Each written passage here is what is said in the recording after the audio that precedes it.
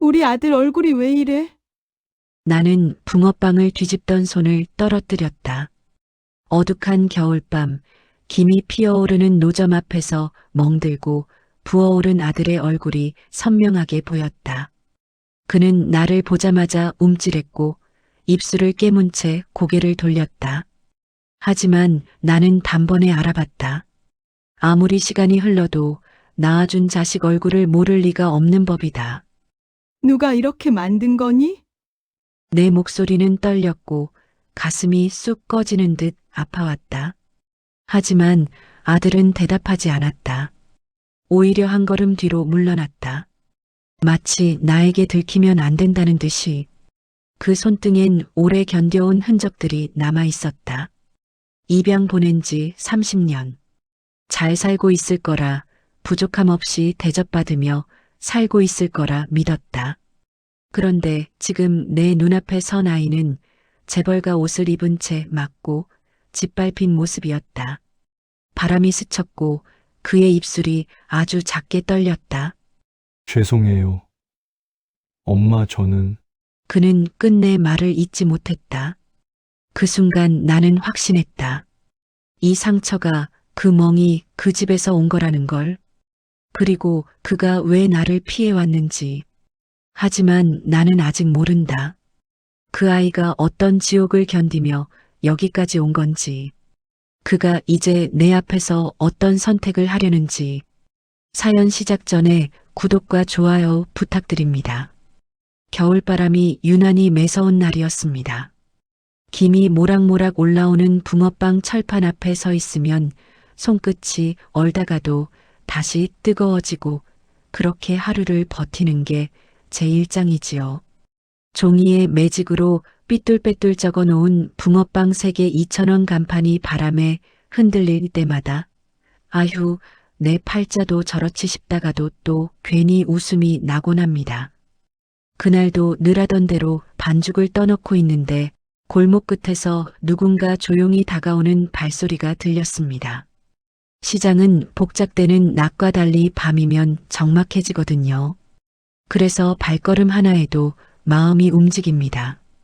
그가 불빛 아래로 들어오는 순간 저는 먼저 옷차림을 봤습니다. 정장이 구겨진 채로 옷깃에 먼지가 잔뜩 붙어 있고 이 추운 날 얼마나 걸었는지 어깨엔 눈발이 살짝 흩어져 있더군요. 어서 오세요. 추우시죠? 금방 구워드릴게요. 나는 습관처럼 웃으며 말을 걸었습니다. 그러나 그는 고개를 아주 조금 숙인 채 아무 말도 하지 않았습니다. 손가락이 떨리고 있었고 주머니 속에서 꼭꼭 움켜진 무언가가 있는 듯 했습니다. 붕어빵을 뒤집다 눈길이 그의 얼굴로 잠깐 스쳤는데 그 순간 집게가 덜컥하고 손에서 미끄러질 뻔했습니다. 광대뼈 아래 작은 반창고, 그 옆을 감싸듯 퍼진 옅은 멍자국. 흠칫 놀라 그를 바라보니 그는 더 깊게 고개를 숙이며 얼굴을 가려버렸습니다. 이상했습니다. 그냥 다친 얼굴이 아니라 도무지 낯선 사람의 얼굴 같지가 않았습니다. 손님 많이 다치신 것 같은데. 내가 말을 흐리자 그는 급히 손을 흔들었습니다. 괜찮아요. 그냥 부딪힌 거예요. 입술은 웃는 모양이었지만 눈동자는 전혀 웃지 않았습니다. 그 눈을 보는 순간 내 속이 이상하게 뒤틀렸습니다. 마치 아주 오래전에 봤던 그 어린 눈동자와 똑같아서요. 나는 얼떨떨한 마음으로 붕어빵을 종이봉투에 담아 건넸습니다. 그 손을 받는 순간 그의 손등이 내 손가락에 스쳤습니다. 차갑다 못해 얼음처럼 식어 있더군요. 그렇게 추운데 왜 장갑 하나 없이 다녔을까? 그 생각에 가슴이 철렁했습니다. 따뜻할 때 드세요. 내 말이 끝나기도 전에 그는 고개를 깊게 숙여 감사합니다. 짧게 속삭이고는 그대로 돌아섰습니다. 그 뒷모습을 바라보는데 이상하게 자꾸 마음이 쿵쿵 울렸습니다. 눈빛, 손의 떨림, 말투, 그 모든 게 너무 익숙했습니다. 설마 아니겠지. 이 넓은 서울에서 그럴 리가. 하지만 그가 골목을 지나 그림자 속으로 사라질 때까지 내 시선은 그 자리에서 떨어지지 않았습니다. 붕어빵은 타고 있었고 손님이 와서 불러도 듣지 못할 정도로 나는 그 등만 바라보고 있었습니다. 갑자기 입양 보냈던 그날의 바람 냄새가 확 스쳐오르고 작은 아이가 차문에 금세 가려져 사라지던 그 장면이 눈앞에 아련하게 겹쳐졌습니다. 왜 하필? 왜 이렇게 가슴이 쿵 내려앉는 걸까? 내가 뭘 알아본 걸까? 그날 밤 붕어빵 철판 위에서 올라오던 김보다 더 흐릿하게 불안이라는 김이 마음속에서 조용히 피어올라 한 번도 꺼지지 않은 채로 나는 집으로 돌아갔습니다. 다음 날도 나는 평소보다 조금 일찍 노점을 폈습니다. 이상하게 손이 먼저 움직이기보다 골목 입구부터 먼저 보게 되더군요. 반죽을 섞으면서도 기름 온도를 보면서도 마음 한쪽이 자꾸 어제 그 정장 차림 남자를 찾고 있었습니다. 오늘은 안 오겠지. 그냥 지나가는 손님이었겠지. 입으로는 그렇게 중얼거리면서도 불판 위에 반죽을 붓는 손이 자꾸만 느려졌습니다. 저 멀리 가로등 밑으로 누군가의 그림자가 보일 때마다 괜히 가슴이 철렁 내려앉았다가 엉뚱한 사람인 걸 확인하고 혼자 허탈하게 웃고요. 그러다 정말로 그가 다시 나타났습니다. 어제와 똑같은 정장, 똑같이 구겨진 옷깃, 그런데 얼굴은 더 험해져 있었습니다. 반창고가 어제보다 더 크게 붙어 있었고 그 아래로 옅게 번진 멍자국이 더 진해진 것 같았습니다. 어제 붕어빵 입에 안 맞았어요? 나는 최대한 가볍게 농담하듯 말을 건넸습니다. 마음속으로는 왜 또 다쳤냐고 묻고 싶었지만 그 말부터 꺼내면 그가 도망칠 것 같았거든요. 그는 잠시 고개를 숙인 채 서 있다가 어색하게 입꼬리를 올렸습니다. 아니요, 그냥 따뜻해서요. 여기 오면 좀 괜찮아져서요. 따뜻해서요라는 말이 이상하게 가슴을 찔렀습니다. 붕어빵 때문인지 아니면 사람 때문인지 나는 붕어빵을 한 봉지 더 담아 건네며 일부러 웃어 보였습니다. 그래도 밥은 꼭 챙겨 먹고 다녀요. 사람은 따뜻한 거 먹어야 버텨요.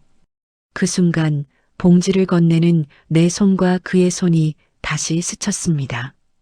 오늘은 장갑을 낀 내 손등에 그의 살이 조금 더 닿았는데 손목 부분에서 희미하게 누런 자국 하나가 눈에 들어왔습니다. 처음엔 그냥 자국이겠거니 했는데 자세히 보니 병원 팔찌 끊어진 자리, 그 모양이었습니다. 간호사가 가위로 잘라낸 자국처럼 손목 둘레를 둥글게 감췄던 흔적. 나도 예전에 남편이 입원했을 때 참 많이 봐 온 표시였거든요. 어디 아픈 데라도 있어요? 손목이. 말이 저절로 튀어나오자 그는 흠칫 손을 빼며 소매를 내려가렸습니다. 아, 그게 예전에요. 그냥 검사 조금 했던 거라서요. 괜찮습니다. 또 괜찮답니다. 도대체 뭐가 그렇게 괜찮다는 건지 나는 도무지 괜찮지가 않았습니다.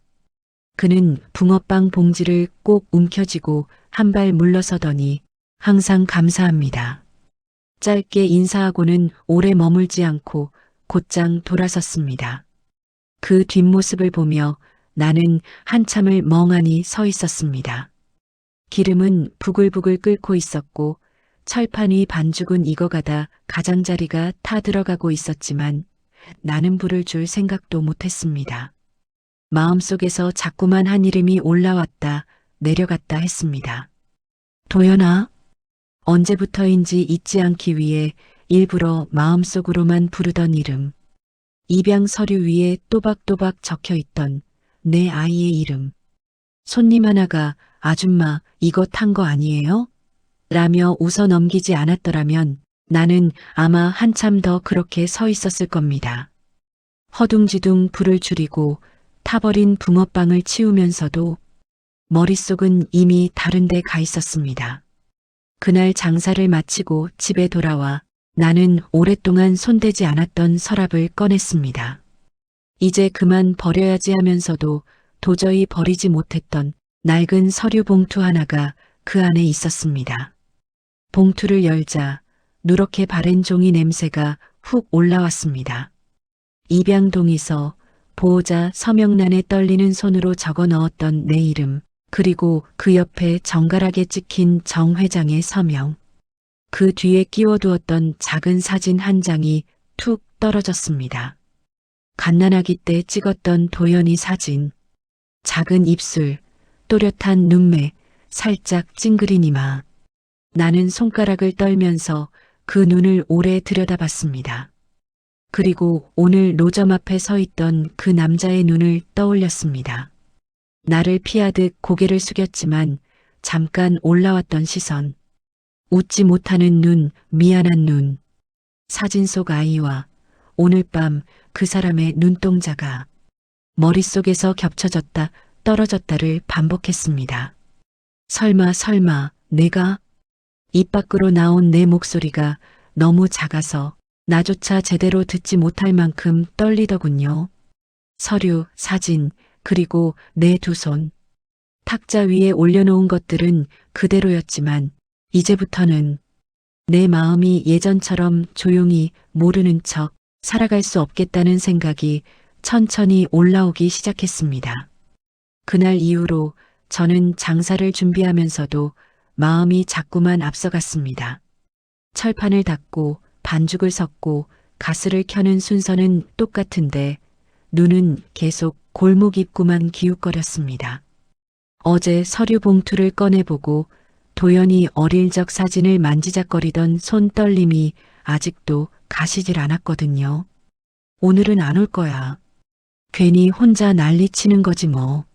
스스로를 달래듯 중얼거려 보지만 붕어빵 집게를 쥔 손에 힘이 자꾸 들어갔습니다. 기름이 끓기 시작할 즈음 골목 끝에서 정장 차림이 또렷하게 걸어오는 게 보였습니다.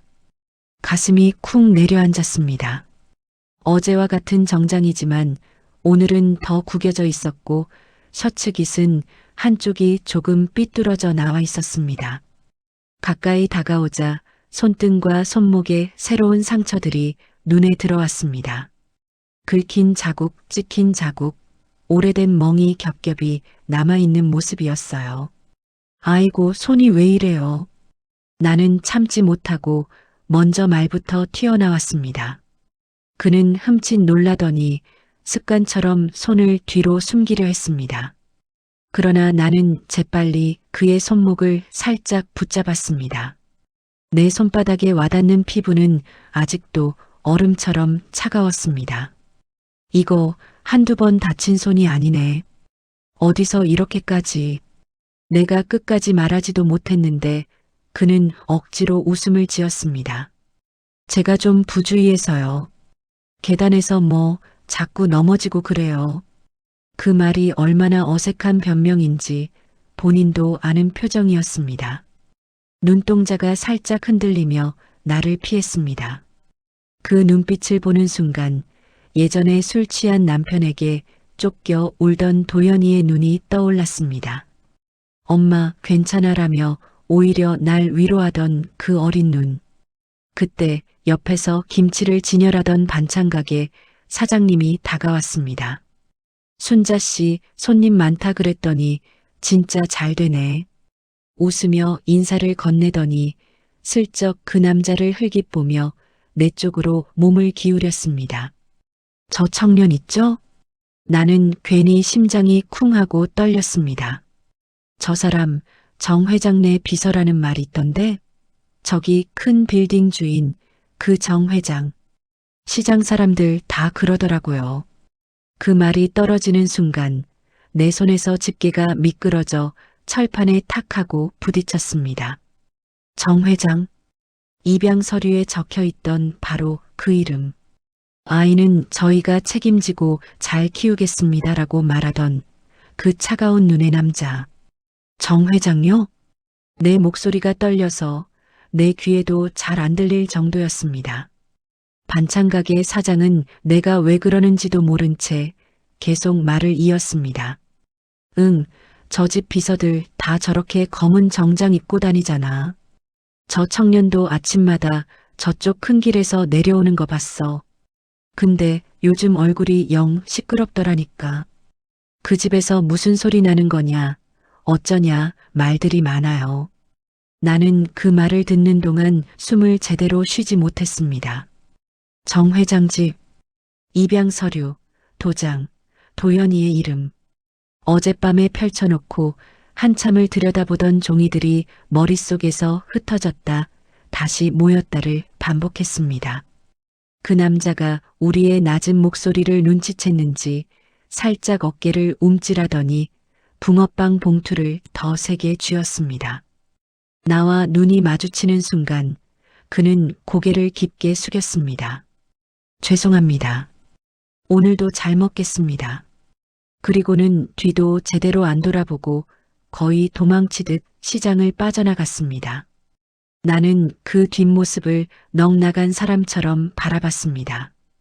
골목 끝에서 그의 그림자가 어둠 속으로 삼켜질 때까지 불판 위에서 붕어빵이 타는 냄새도 역 가게에서 누가 부르는 소리도 들리지 않았습니다. 야, 순자야. 붕어빵 탄다. 반찬 가게 사장이 소리를 치는 바람에 그제야 정신이 돌아왔습니다.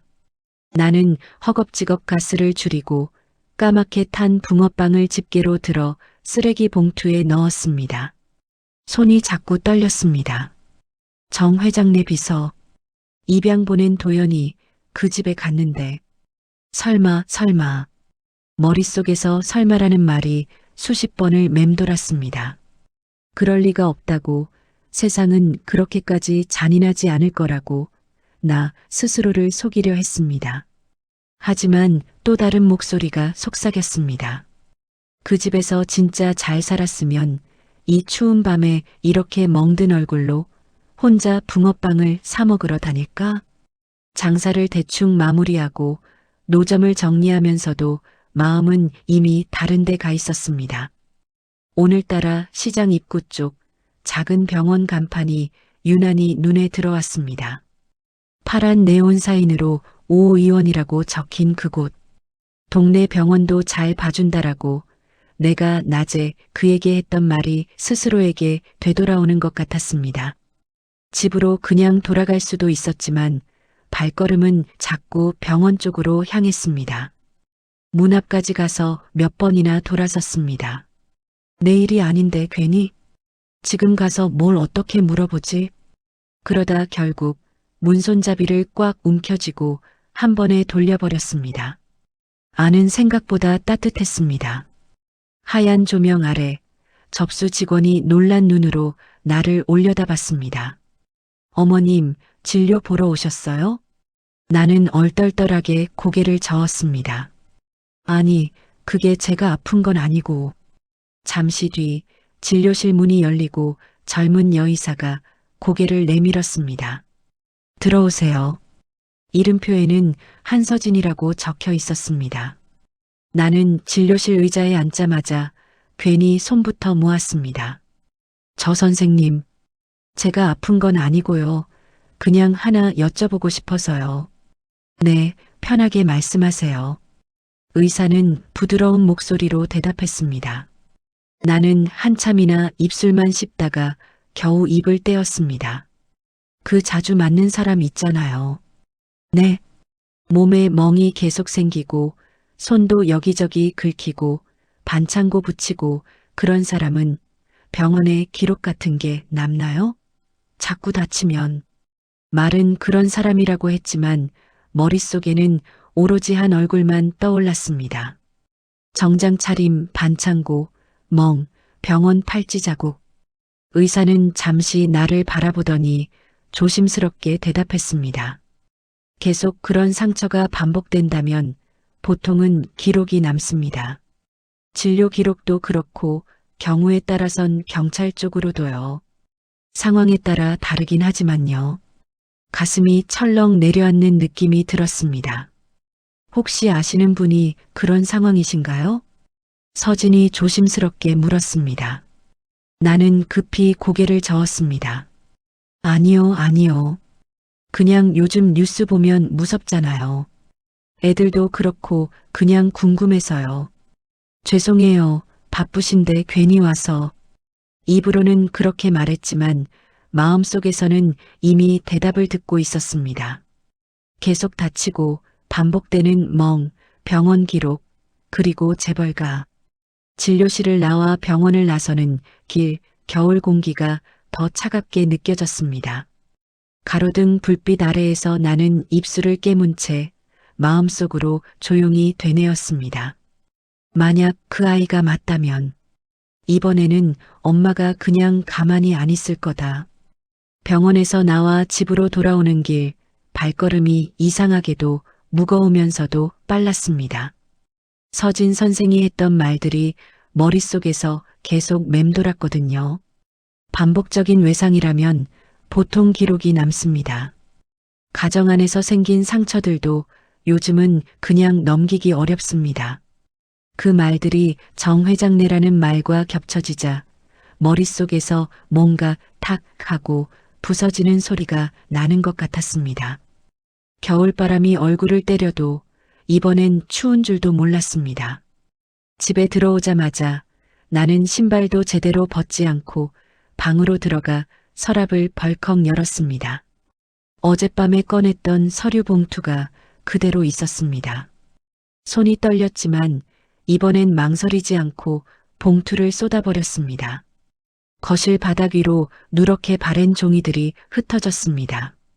입양 동의서, 서류 끝에 떨리는 글씨로 적어 넣었던 내 이름, 그리고 그 옆에 단정하게 적힌 정이라는 이름, 굵고 자신만만한 서명, 도장. 우리 집이면 잘 키우겠습니다. 보육원 사무실에서 그가 했던 말이 귓가에 다시 들리는 듯 했습니다. 그때 나는 고개를 숙이고 네 하며 몇 번이나 허리를 숙였었지요.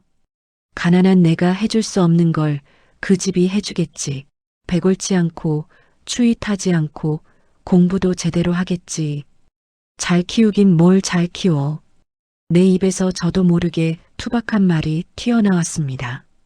종이를 구겨버리고 싶은데 그러면 마치 도연이를 한 번 더 버리는 것 같아서 나는 그저 종이 가장자리만 부들부들 잡고 서 있었습니다. 서류들 사이에서 작은 봉투 하나가 툭 떨어졌습니다. 정 회장 집 주소가 적힌 봉투. 입양 후 한 번 명절 선물이 오면서 배달된 적이 있었습니다. 내용물은 비싼 과일 세트와 건조한 인사말 카드 한 장. 잘 자라고 있습니다. 걱정 마십시오. 그 한 줄이 전부였습니다. 나는 그 봉투를 손에 쥐었다 폈다 하다가 옆에 놓인 서랍을 다시 열었습니다. 오래전에 받아놓고 차마 쓰지도 못하고 넣어둔 것들이 하나 둘 나왔습니다. 작은 손수건, 아기 양말, 그리고 약국에서 사두고 못 쓴 반창고 한 통. 어릴 때 넘어져서 무릎 좀 까진 걸로도 내가 난리였는데 내가 붙여줘야 했던 반창고를 지금은 누가 어떤 손이 어떤 말과 함께 붙여주고 있었을까요? 괜찮다. 남자는 원래 이 정도는 버텨야 한다 같은 소리를 하며 혹은 아무 말도 없이 냉담하게 생각이 그 지점에 닿자 가슴 안에서 무언가가 확 끓어오르는 게 느껴졌습니다. 눈물이 먼저 쏟아질 줄 알았는데 이상하게 눈물보다 화가 앞섰습니다. 내가 좋을 줄 알고 좋은 집이라고 믿고 보낸 건데 내 입에서 말이 새어나왔습니다. 어떻게 그렇게 만들 수가 있어 사람을. 나는 바닥에 주저앉았습니다. 서류들이 내 주변으로 빙 둘러앉은 것처럼 흩어져 있었고 가운데 놓인 작은 아기 사진이 나를 위로 보며 웃고 있었습니다. 사진 속 도연이는 아무것도 모르는 얼굴이었는데 지금 내 머릿속에 자리한 도연이의 얼굴은 멍이 들고 반창고가 붙어 있고 괜찮아요를 입에 달고 사는 어른 남자의 얼굴이었습니다. 미안하다 도연아. 처음으로 소리내어 그 이름을 불렀습니다. 엄마가 잘 살라고 보낸 줄 알았어. 그 집이 그 사람이 그래줄 줄 알았어. 눈물이 뚝뚝 서류 위로 떨어졌습니다. 먹물 번지듯 번져가는 글씨를 보며 내가 믿었던 게 얼마나 얕고 가벼웠는지 지금처럼 늙고서야 정직하게 인정하게 되었습니다. 하지만 슬픔만으로는 이 밤을 버틸 수 없었습니다. 서진 선생의 말, 반찬 가게 사장의 귓속말, 정장 차림으로 서 있던 도연이의 손, 그리고 병원 팔찌 자국까지 하나하나 떠올릴 때마다 마음속에서 그 집에 가서 따져야 한다는 생각이 자꾸 고개를 들었습니다. 나 같은 아줌마가 재벌한테 뭘 어쩌겠어. 평생 그렇게 살아왔습니다.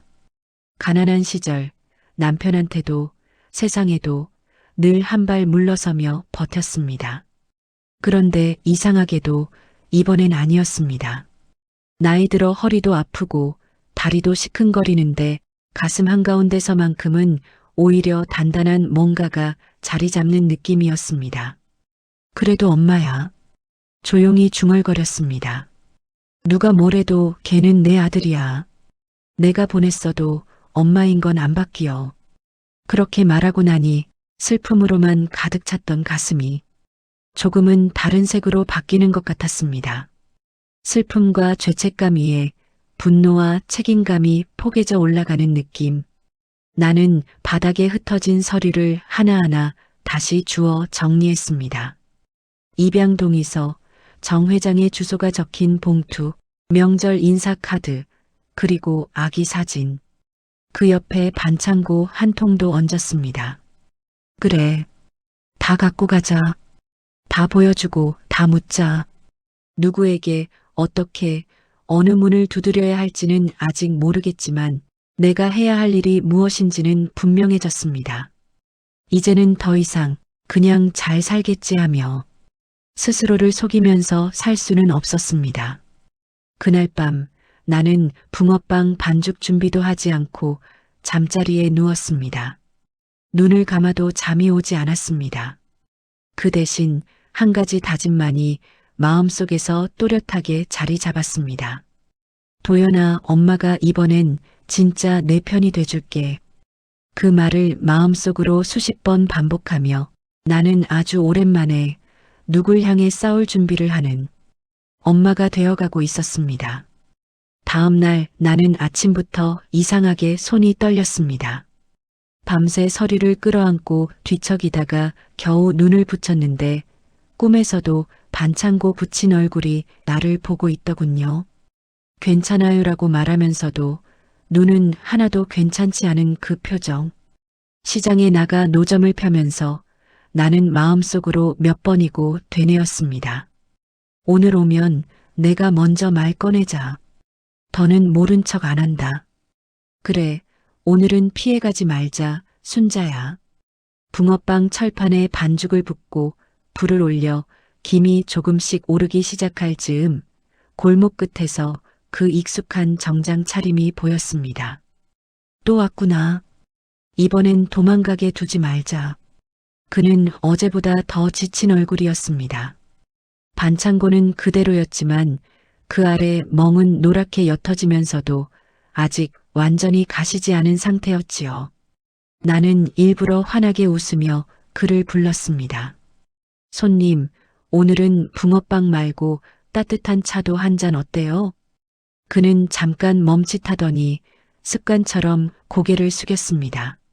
저는 괜찮습니다. 그냥 이거만. 괜찮긴 뭐가 괜찮아요. 나도 장사꾼이지만 사람 얼굴 보고 붕어빵만 팔 순 없어요. 저기 앞에 찻집 아직 한가할 시간이거든요. 잠깐이면 돼요. 내 목소리가 생각보다 단단하게 나와서 나 스스로도 놀랐습니다. 그는 한 번, 두 번 나를 쳐다보더니 마지못한 듯 고개를 끄덕였습니다. 우리는 시장 골목 끝에 있는 작은 찻집으로 들어갔습니다. 허름한 간판, 낡은 나무 의자, 그리고 김이 모락모락 오르는 유리컵들. 나는 창가 쪽 자리로 그를 앉히고 생강차 2잔을 주문했습니다. 잠시 침묵. 그는 손을 무릎 위에 모으고 시선을 바닥에 떨어뜨렸습니다. 가까이에서 보니 멍은 얼굴뿐만이 아니었습니다. 목덜미 아래로도 희미한 자국들이 보였습니다. 붕어빵 좋아하세요? 뜬금없는 질문이었지만 나는 일단 말부터 꺼내야 할 것 같았습니다. 그가 짧게 웃었습니다. 어릴 때 좋아했어요. 어릴 때. 그 말이 내 심장을 콕 찔렀습니다. 어느 동네에서 자랐어요?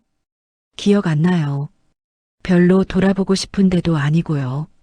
그는 애써 가볍게 말하려 했지만 웃음은 금방 사라졌습니다. 생강차가 나왔고 나는 두 손으로 컵을 감싸 쥐었습니다. 김이 올라오는 그 장면만 한참 바라보다가 드디어 입을 열었습니다. 혹시 정 회장네 사세요? 그는 컵을 들려다가 그대로 멈췄습니다.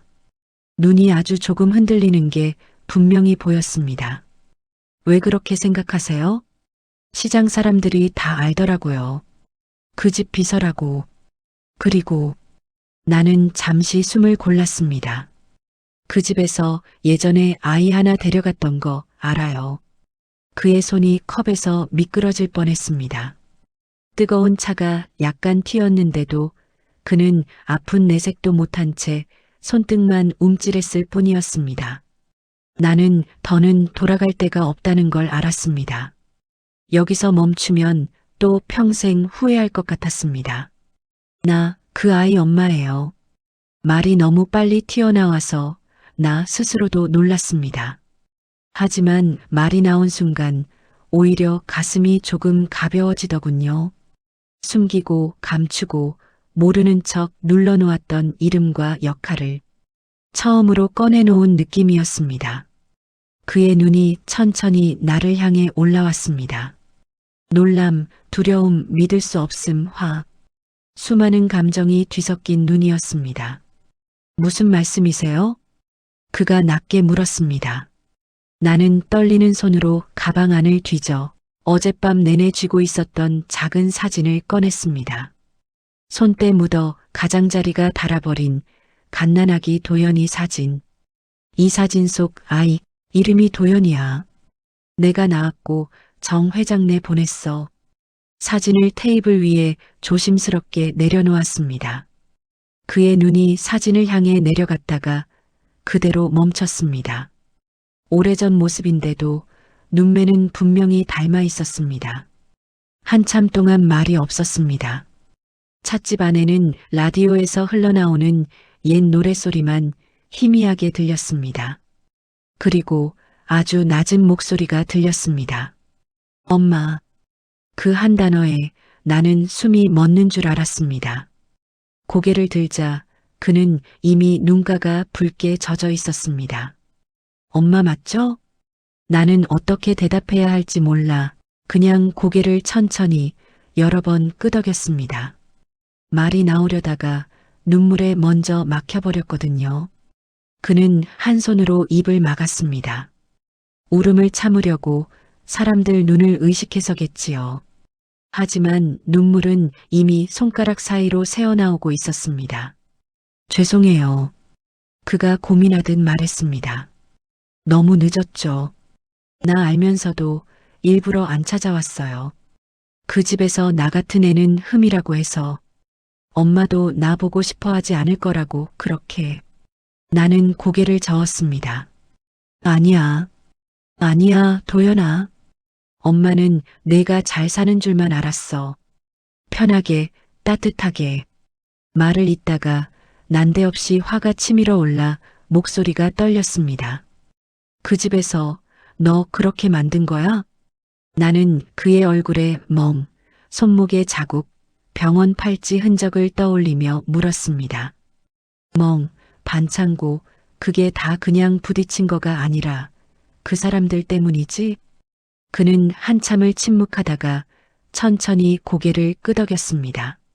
처음엔 잘해줬어요. 공부도 시켜주고 좋은 옷 입혀주고 배고픈 적도 없었고요.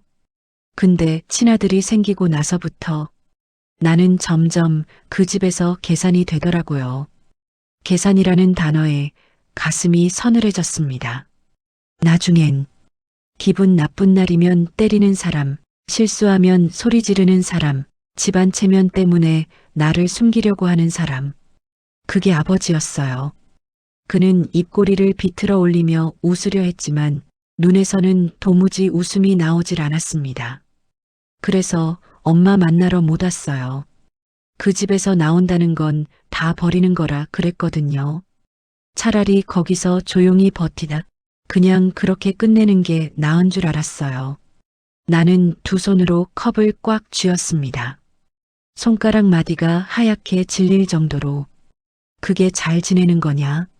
내 목소리가 낮게 깔렸습니다.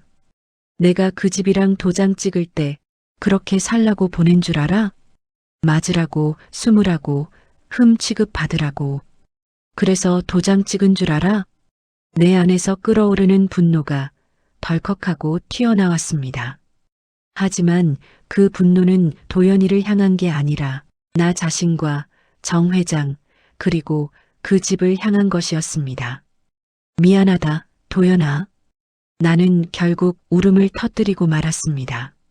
엄마가 몰랐어. 모른 척하고 산 거야, 사실은. 잘 살겠지 하고 내 마음 편하자고 그렇게 생각하고 그래서 이렇게까지 된 거야. 그는 고개를 젓더니 조심스럽게 테이블 위로 손을 뻗어 내 손등을 덮었습니다. 아니에요. 잘못한 건 엄마가 아니에요. 도장 찍은 사람 잘못이지, 때린 사람 잘못이지. 엄마는 그냥 나한테 기회 주려고 했던 거잖아요. 그 말을 듣는데 가슴이 아프면서도 이상하게 숨이 조금 트이는 느낌이었습니다. 하지만 나는 고개를 끄덕이지 않았습니다. 그래도 엄마 책임이야. 내가 거기서 맞고 살았다는 것 이제라도 알게 된 이상 그냥 모른 척은 못하겠다. 나는 그의 손을 꼭 붙잡았습니다. 붕어빵 반죽을 섞을 때처럼 마치 내 힘을 나눠주는 것처럼. 도연아. 나는 처음으로 또렷하게 그 이름을 불렀습니다. 이번엔 엄마가 가만히 안 있을 거야. 너 혼자 괜찮아요라고 말하게 더는 안 둘 거야. 그는 눈을 감았다가 천천히 떴습니다. 마치 오랫동안 어둠 속에 있다가 처음으로 밖으로 나오는 사람처럼. 그래요, 엄마. 그가 낮게 대답했습니다. 저도 이제는 좀 괜찮고 싶어요. 그 말에 나는 조용히 고개를 끄덕였습니다. 그 순간 우리 둘 사이에서 무너져 있던 긴 시간이 조금씩 이어지는 소리가 났습니다. 마치 오랫동안 끊어진 전화선을 손으로 다시 꼬아 연결하는 것처럼요. 찻집에서 나오자 겨울 공기가 훨씬 다르게 느껴졌습니다. 차가운 바람이 얼굴을 스쳤지만 마음속 어딘가에는 이상하게도 뜨거운 것 하나가 자리 잡은 느낌이었어요. 아내 아들. 아까까지만 해도 머릿속으로는 이름을 부르다가 지금은 그 말이 자꾸 입안에서 맴돌았습니다. 도연아보다 더 먼저 떠오르는 말, 우리 아들. 골목을 나란히 걸어가는데 나는 몇 번이고 입을 떼다 말았습니다. 저기도. 내가 입을 뻥긋하자 아들이 나를 힐끔 쳐다봤습니다. 나는 괜히 머쓱해져서 고개를 돌렸다가 용기를 내 한 번 더 불러봤습니다. 저기 우리 아들. 내 입에서 그 말이 나오는 순간 아들은 걸음을 아주 잠깐 멈추더니 고개를 숙인 채 웃는지 우는지 모를 소리를 냈습니다. 이상하네요. 뭐가? 그렇게 불러주시는 게 너무 낯선데 또 너무 듣고 싶었어요. 나는 괜히 헛기침을 했습니다. 앞으로 자주 들을 거야. 귀에 딱지 앉을 정도로. 우리는 그렇게 한동안 아무 말 없이 걸었습니다. 시장은 거의 문을 닫을 시간이었고 노점 불빛이 하나 둘 꺼져가고 있었습니다. 내 노점 앞에 도착하자 나는 불판을 바라보며 조용히 말했습니다. 아들, 오늘은 여기까지만 할까? 엄마, 내일은 장사 좀 쉬려고 한다. 왜요? 몸이 안 좋으세요? 나는 고개를 저었습니다. 몸은 평생 아팠어. 근데 가만히 있는 게 더 아프더라. 이제 좀 움직여야겠다. 아들은 무슨 말인지 다 알겠다는 듯 입을 다물었습니다. 그렇게 우리는 그날 각자 집으로 돌아갔습니다. 그 다음 며칠 동안 나는 노점을 펴지 않았습니다. 시장에서 전화가 왔습니다. 순자 씨, 어디 아파? 요즘 안 보여. 좀 정리할 게 있어서요. 금방 나갈게요. 정리 맞는 말이긴 했습니다. 나는 내 인생에서 미뤄둔 것들을 하나씩 정리해야 했습니다. 특히 아들과 정 회장, 그 집에 대한 이야기. 나는 다시 병원으로 갔습니다. 진료실 문을 열자 서진 선생이 놀란 얼굴로 나를 맞이했습니다. 어머님, 또 오셨네요. 나는 의자에 앉자마자 손을 무릎 위에 가지런히 올려놓고 단도직입적으로 말했습니다. 선생님, 지난번에 말씀드린 그 사람, 이제 지인이라고 안 할게요. 내가 스스로를 보고 있는 듯한 그 말에 서진 선생의 눈빛이 차분해졌습니다. 그 사람 제 아들입니다. 말이 나오는데 이번엔 하나도 안 떨리더군요. 오히려 속이 시원했습니다. 숨기던 걸 꺼내놓는 기분이었습니다. 입양 보냈던 아들인데요. 그 집에서 맞고 산 것 같아요. 제가 너무 늦게 알았죠. 나는 짧게 그러나 숨김없이 이야기했습니다. 입양 서류, 정 회장, 아들의 멍, 반창고, 병원 팔찌 자국, 그리고 어젯밤 카페에서 나눈 대화까지. 서진 선생은 오래 듣기만 하다가 천천히 입을 열었습니다. 어머님, 우선 정말 용기 내주셔서 감사합니다. 이런 이야기 꺼내는 거 쉽지 않으셨을 텐데요. 쉽지 않은 건 알겠는데 그렇다고 또 묻어두면 그건 엄마가 아니잖아요. 내가 그렇게 말하자 선생이 잠시 웃었습니다. 웃음이라기보단 존중에 가까운 표정이었지요. 아드님이 원하신다면 병원 기록과 진단서를 정리해서 법적으로 문제를 제기하는 것도 가능합니다. 폭행이 반복되었다면 의료 기록만으로도 충분히 근거가 될 수 있어요. 그럼 제가 할 수 있는 건 뭔가요? 첫 번째는 아드님과 상의해서 정식으로 진료 및 상담 기록을 남기는 것. 두 번째는 경찰서나 법률 상담을 통해 신고나 고소 가능성을 여는 것. 그리고 그 옆에 계속 서 계시는 거요. 그 말에 나는 고개를 끄덕였습니다. 옆에 서 있는 것. 사실 평생 제대로 해보지 못한 일이었습니다. 늘 멀리서만 마음으로만 아들을 봐왔으니까요. 나는 가방에서 서류 봉투를 꺼냈습니다. 입양 동의서, 정 회장 주소가 적힌 봉투, 명절 카드, 그리고 아기 사진. 이것들 필요하시면 쓰세요. 내가 얼마나 멍청했는지 증거들이에요. 서진 선생이 잠시 조심스럽게 웃었습니다. 멍청하셨던 게 아니라 그때는 그게 최선이라고 믿으셨겠죠. 이제는 지금의 최선을 찾으시면 됩니다. 나는 그 말이 참 고맙더군요. 지금의 최선. 그 말을 되뇌이며 병원을 나섰습니다. 그날 저녁 나는 아들을 다시 불렀습니다. 붕어빵 노점 대신 시장 골목 입구에서 기다렸다가 정장 차림이 보이자 손을 흔들었습니다. 우리 아들. 고개를 들어 나를 본 아들의 얼굴에 잠시 동안 놀라는 기색과 동시에 묘한 안도감이 스쳤습니다. 또 부르시네요. 그럼 부르고 또 부를 거야. 질릴 때까지. 나는 웃어 보였고 아들도 아주 조금 웃었습니다. 하지만 곧 표정이 굳어졌습니다. 그 집에서 눈치 안 보였어요? 내가 조심스레 묻자 아들은 잠시 침묵하다가 고개를 저었습니다. 원래 제 존재 자체가 눈치예요. 오늘도 맞진 않았어요. 그냥 말 몇 마디. 어떤 말이었을지 상상하는 순간 이가 딱딱 부딪혔습니다. 이제 그만하자, 아들. 내 목소리가 낮게 깔렸습니다. 그 집에서 인정받으려고 애쓰는 거 엄마가 그만했으면 좋겠다. 아들이 나를 바라봤습니다. 너무 오래 그 집 기준으로만 살아와서 엄마 기준이라는 말을 처음 듣는 사람처럼. 오늘 병원 다녀왔어. 괜찮으셨어요? 어디 편찮으세요? 나는 고개를 흔들었습니다. 아니, 엄마 말고 우리 아들 얘기하러 갔다. 선생님이 그러더라. 기록이 있으면 싸울 수 있다고. 싸운다니요. 아들의 표정에 다시 두려움이 떠올랐습니다. 아버지가 누군데요? 그 사람 돈이랑 힘이. 나는 그의 말을 끊었습니다. 그래. 돈도 있고 힘도 있지. 근데 우리한테 없는 게 뭔데? 진짜로 맞은 사람 몸, 진짜로 겪은 이야기, 그리고 엄마가 있잖아. 엄마 하나 있다고 될까요? 그 질문이 참 아프게 들렸습니다. 엄마 하나 있다고라는 말.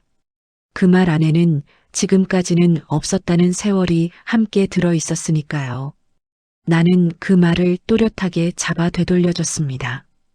엄마 하나가 얼마나 세다고. 너 그동안 엄마 없이 얼마나 버텼는데. 이제는 엄마랑 둘이 버텨보자. 아니, 셋이 될 수도 있어. 의사 선생도 있고 경찰도 있고 법도 있대. 아들은 한동안 말이 없었습니다. 눈동자가 이리저리 흔들리더니 마침내 아주 작게 고개를 끄덕였습니다. 엄마가 앞에 서주시면요.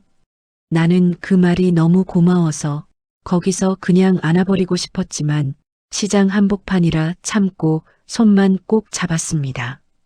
엄마가 앞에 설게. 우리 아들은 이제 더 이상 괜찮아요 하지 말고 뒤에서 그냥 숨 쉬고 있어. 그날 밤 우리는 병원에 다시 찾아가 정식으로 진료 기록을 남기고 상담 일지를 작성했습니다. 아들은 떨리는 목소리로 언제부터 맞기 시작했는지, 어떤 말들을 들었는지, 몇 번이나 도망치고 싶었는지 조심스레 털어놓았습니다. 나는 옆에서 한마디도 끼어들지 않고 들었습니다. 대신 그의 손등을 가만히 손으로 덮고 있었습니다. 말 대신 이제 혼자 아니야라는 신호를 보내고 싶었습니다. 그리고 며칠 뒤 나는 입양 서류, 주소가 적힌 봉투, 병원 진단서와 상담 기록을 들고 경찰서 문 앞에 섰습니다. 문손잡이를 잡기 전 나는 마음속으로 중얼거렸습니다. 늦게 와서 미안하다. 그래도 이제 왔다. 우리 아들. 그리고 나는 문을 밀고 들어갔습니다. 평생 세상 앞에서는 작아지던 내가 처음으로 엄마로서 앞줄에 서는 순간이었습니다. 법정에 들어서던 날 제일 먼저 눈에 들어온 건 방청석 의자였습니다. 텔레비전에서만 보던 그 풍경 안에 제가 직접 앉게 될 줄은 몰랐지요. 이름도 생소한 재판부, 판사, 검사 그 한복판에 우리 아들이 서게 된다는 게 아직도 믿기지 않았습니다. 엄마, 긴장하지 마세요. 증인석에는 제가 서요. 경찰서 앞에서 서류 정리하던 날 아들이 그렇게 말해줬습니다. 그 말이 얼마나 고맙던지요. 그래도 오늘 제 손은 여전히 떨리고 있었습니다. 법정 문이 열리고 재판장 안으로 들어가자 맨 앞 피고인석에 정 회장이 앉아 있는 것이 보였습니다. 오래전 보육원에서 봤던 그 사람보다 머리가 휘어지긴 했지만 등은 여전히 꼿꼿하고 양복줄 하나 흐트러짐 없는 모습이었습니다. 저 사람한테 내 아들을 보냈었구나. 생각이 거기까지 미치자 숨이 턱 막히는 것 같았습니다. 아들은 제 옆자리에 조용히 앉았습니다. 오늘은 정장을 새로 맞춰 입고 왔습니다. 여전히 얼굴 한쪽에는 희미한 반창고 자국이 남아 있었지만 몇 주 전보다 훨씬 또렷한 눈빛으로 앞을 보고 있었습니다. 엄마, 여기 앉으세요. 아들이 의자를 조금 당겨줬습니다. 나는 그 옆에 앉으며 낮게 속삭였습니다. 이 자리에 엄마가 좀 더 일찍 앉았어야 했는데 이제라도 같이 앉으면 되죠. 아들이 대답했습니다. 그 한마디에 가슴이 또 한 번 뜨거워졌습니다. 우리 아들이구나. 진짜로 내 옆에 있구나. 재판이 시작되고 검사가 사건 내용을 차분하게 읽어 내려갔습니다. 병원 기록, 진단서, 상담 일지, 아들의 몸에 남았던 상처들에 관한 내용이 하나씩 언급될 때마다 내 손에 쥔 작은 붕어빵 모양 키링이 덜덜 떨렸습니다. 피고인은 입양한 자녀에게 수년간 언어적, 신체적 폭력을 행사한 혐의를 받고 있습니다. 그 문장이 법정 안에 울려 퍼지는 순간 정 회장의 표정이 약간 굳어졌습니다. 여전히 태연한 척하고 있었지만 입꼬리 한쪽이 아주 조금 내려간 걸 나는 분명히 봤습니다. 증인, 씨 앞으로 나오세요. 아들의 이름이 불렸습니다. 아들은 천천히 자리에서 일어나 증인석으로 걸어갔습니다. 그 뒷모습을 보는데 어릴 때 보육원 마당에서 뛰어가던 작디작던 등이 이렇게 넓어졌다는 게 새삼 믿기지 않았습니다. 증인석에 선 아들의 손이 약간 떨렸습니다. 나는 무릎 위에서 두 손을 꽉 모았습니다. 괜찮다, 아들아. 엄마 여기 있다. 속으로 계속해서 되뇌었습니다. 검사가 질문을 시작했습니다. 피고인과의 관계를 말씀해 주시겠습니까? 아들은 잠시 숨을 골랐다가 또박또박 말했습니다. 입양 전에는 아무 사이도 아니었고요. 입양 후에는 법적으로는 아버지였습니다. 법정안이 조용해졌습니다. 피고인이 증인에게 어떤 행동을 했는지 기억나는 범위에서 말씀해 주세요. 그 순간 나는 혹시 아들이 너무 힘들지는 않을까 걱정됐습니다. 하지만 아들은 생각보다 침착한 목소리로 말했습니다. 처음엔 잘해줬습니다. 좋은 학교 보내주시고 부족함 없게 해주셨습니다. 다만 집안 체면을 해치지 않는 선에서요. 그는 잠시 눈을 감았다가 떴습니다. 친아들이 생기고 나서는 제가 실수할 때마다 말로, 손으로 너 같은 건 어디 가서도 필요 없다고 하셨습니다. 검사가 조용히 물었습니다. 신체 폭행이 있었습니까? 아들은 고개를 끄덕였습니다. 네. 술 드신 날은 주로 얼굴은 피했습니다. 밖에서 티가 나면 안 된다고 하셔서요.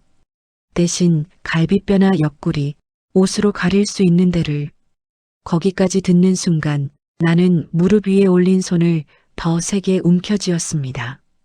손톱이 살을 파고들 정도였습니다. 눈물이 왈칵 쏟아지려 했지만 참았습니다. 지금 울어버리면 내가 무너지는 게 될 것 같아서요. 그래도 저는 그 집을 나올 수 없었습니다. 나오면 엄마도 저도 다 버리는 거라고 생각했으니까요. 그래서 오히려 엄마를 안 찾아갔어요. 엄마가 나를 보시면 더 힘들어질까봐. 우리 아들. 그 말을 듣는데 가슴이 미어지는 것 같았습니다. 검사가 마지막으로 물었습니다. 지금 이 자리에 서게 된 이유가 무엇입니까? 아들은 아주 잠깐 방청석 쪽을 돌아봤습니다. 우리 눈이 마주쳤습니다. 이제는 엄마를 제가 아니라 피고인에게서 보호하고 싶어서요. 그 말에 나는 숨을 들이마시다가 그대로 멈췄습니다. 엄마를 보호한다는 말. 지금까지 한 번도 들어보지 못한 문장이었습니다. 늘 제가 보호해줘야 할 존재라고만 생각한 우리 아들이 이제는 나도 지켜주겠다고 말하고 있었습니다. 정 회장 측 변호사가 반대 신문을 시도했습니다. 과장된 부분은 없습니까? 기억이라는 건 원래. 그 순간 판사가 조용히 말을 끊었습니다. 의학적 기록과 진술이 일치하는 부분이 상당합니다. 이 법정에서는 피해자의 기억을 함부로 깎아내리는 질문은 지양해 주시죠. 그 한마디가 얼마나 고마운지 나는 모르는 사람에게서도 위로를 받는 기분이 들었습니다. 모든 증인 신문이 끝나고 판결 선고 날이 찾아왔습니다. 법정안 공기가 유난히 무겁게 느껴졌습니다. 나는 여전히 붕어빵 키링을 손에 쥔 채 기도하듯 두 손을 모으고 앉아 있었습니다. 피고인 정에 대한 판결을 선고합니다. 판사의 목소리가 울려 퍼졌습니다. 피고인은 수년간 입양한 자녀에게 상습적인 폭력을 행사하고 그 사실을 은폐하기 위해 의료진에게 압력을 넣으려 한 점, 또한 피해자의 진술 전반이 일관되고 의료 기록과 부합하는 점을 고려할 때 유죄를 인정합니다. 유죄. 그 두 글자가 귓가에 또렷하게 박혔습니다. 판사는 법정 모니터에 떠있는 진단서와 사진들을 잠시 바라보더니 묵직한 목소리로 덧붙였습니다. 부모라는 이름을 가졌다고 해서 누군가를 마음대로 상처낼 권리는 생기지 않습니다. 법은 완벽하지 않지만 오늘만큼은 그 이름을 빌려 피해자 편에 서겠습니다. 그 말을 듣는 순간 나는 손으로 입을 막았습니다. 울음이 터질 것 같았기 때문입니다. 옆에서 앉아있던 아들이 살짝 내 쪽으로 몸을 기울였습니다. 나는 그의 손을 더 꽉 잡았습니다. 이제 끝났다가 아니라 이제 시작이구나라는 생각이 들었습니다. 하지만 그 시작은 더 이상 우리 둘만 맞는 시작이 아니었습니다. 법도 기록도 누군가의 증언도 우리 편이라는 걸 처음으로 느꼈습니다. 법정이 파하고 사람들 발소리가 복잡하게 섞이는 사이 나는 자리에서 천천히 일어나 아들을 바라봤습니다. 아들. 내가 먼저 불렀습니다. 네, 엄마. 나는 잠시 말을 고르고 고개를 끄덕였습니다. 오늘 우리 잘했다. 아들이 아주 작게 웃었습니다. 네. 엄마도요. 그 말 한마디면 충분했습니다. 재벌이든 법정이든 세상이든 그 무엇이든 간에 이제는 엄마와 아들이 같은 편이라는 사실 하나가 무엇보다도 큰 판결이었습니다. 판결이 난 뒤 며칠 동안 이상하게 세상이 크게 달라진 건 없었습니다. 버스를 타도 뉴스에선 금방 다른 사건들이 쏟아져 나왔고 시장에선 여전히 오늘 무가 싸네, 배추가 비싸네 같은 소리가 오갔습니다. 그런데도 내 안에서는 모든 게 바뀐 것 같았습니다. 유죄라는 두 글자 때문이라기보다 우리 아들이 이제 더 이상 혼자 아니고 나도 더 이상 모르는 척하는 엄마가 아니라는 사실 때문이었지요. 그날 이후로 며칠을 쉬었다가 나는 다시 붕어빵 노점을 펴기로 했습니다. 그리고 처음으로 노점에 둘이 나갔습니다. 엄마, 이거 제가 들게요. 아들은 나보다 먼저 집에서 나와 붕어빵 철판이 든 상자를 번쩍 들었습니다. 무거워. 너 아직 몸도 완전히 안 나았잖아. 입으로는 걱정했지만 사실 속으로는 그 모습이 그렇게 든든할 수가 없었습니다. 시장 골목으로 들어서자 오랫동안 함께 장사했던 사람들의 눈이 커졌습니다. 어머, 순자씨. 이제야 나오네.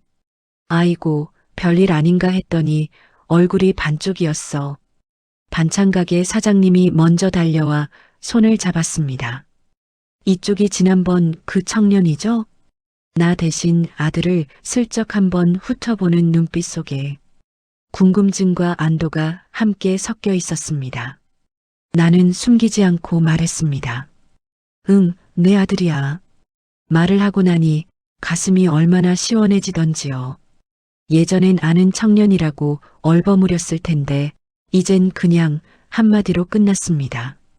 내 아들. 아이고, 그랬구나. 어쩐지 눈매가 닮았다 했어.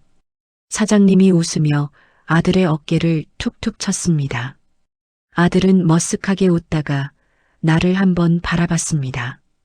진짜로 엄마 아들로 소개하네라는 눈빛이었지요. 노점을 펴고 가스를 켜고 반죽을 붓기 시작했습니다. 기름이 보글보글 끓더니 곧 익숙한 붕어빵 냄새가 골목에 퍼져나갔습니다. 엄마, 이건 제가 할게요. 아들은 서툰 손으로 반죽을 떠넣었습니다. 처음이라 그런지 모양이 엉망이었습니다. 한쪽은 너무 크게, 한쪽은 너무 얇게. 야, 저건 물고기가 아니라 돌멩이 아니냐? 옆 가게에서 놀리듯 말하자 나도 모르게 깔깔 웃음이 나왔습니다. 첫날이니까 그렇지. 두 번째 날부터는 그래도 물고기 모양은 나오겠지. 나는 아들이 만든 못생긴 붕어빵을 하나 집어들고 조금 식혀서 한 입 베어 물었습니다. 어때요? 아들이 눈을 동그랗게 떴습니다. 나는 일부러 고개를 갸웃하다가 천천히 고개를 끄덕였습니다. 겉모습은 참 웃기게 생겼는데 속은 꽉 찼네. 우리 집 남자들이 다 그래. 그 말을 듣는 순간 아들은 잠시 말을 잃더니 천천히 아주 느리게 웃음을 터뜨렸습니다.